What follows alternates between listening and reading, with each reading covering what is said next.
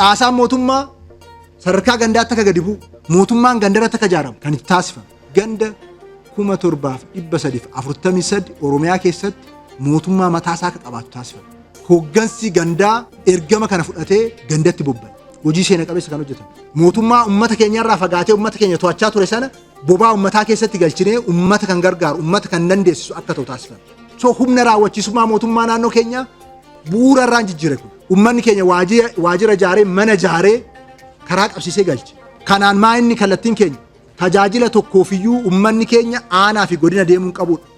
Tajaajilaaf namni naannoo godina aanaa deemuun qabu. Tajaajila tokkoofu tajaajilli hundumtuu gandatti dhufuu qaba. Tajaajilichi aanaa deemsa yoo ta'e hooggansa gandicha irra jiruun aanaa deemee tajaajilicha fiduu kan qabu. Kanaaf uummata keenya irraa fageessinee wanti nuti to'annu hin jiru. Uummata keenyatti dhiyeessinee kan uummataa goonee bu'a qabeessa gochuun dura jira.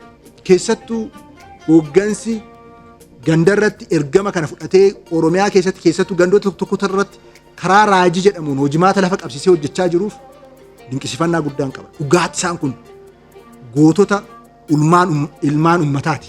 Uummata isaanii tajaajiluudhaaf kutannoodhaan uummatatti siqanii uummata siquu qofa hin taane immoo isa immoo bu'a qabeessa gochuudhaaf kan hojjechaa jira. Kana sirna ijaarraa jennee kallattii keenya sun kan raawwatame.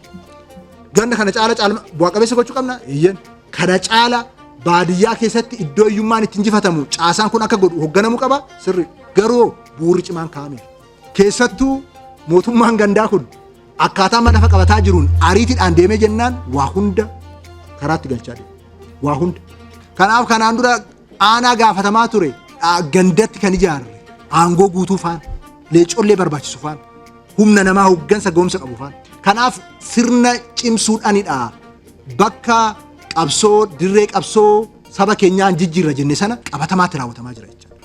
So sirna hawaasichaa kan ta'e sirna bobaa hawaasichaa keessa jiru kan ijaaramaa jiru. Sabichaaf kana lafa qabsiisnee jennaan akka barbaadetti abbaan barbaade harka itti hidhatee ergamtuu wayii iddoo wayii kaa'ee ummaticha to'achaa akka kanaan dura bareetti jiraachuu hin danda'u. Kanaaf dirree qabsichaa jijjiiraa jirra jechuudha. Bu'uuraan jijjiiraa jirra.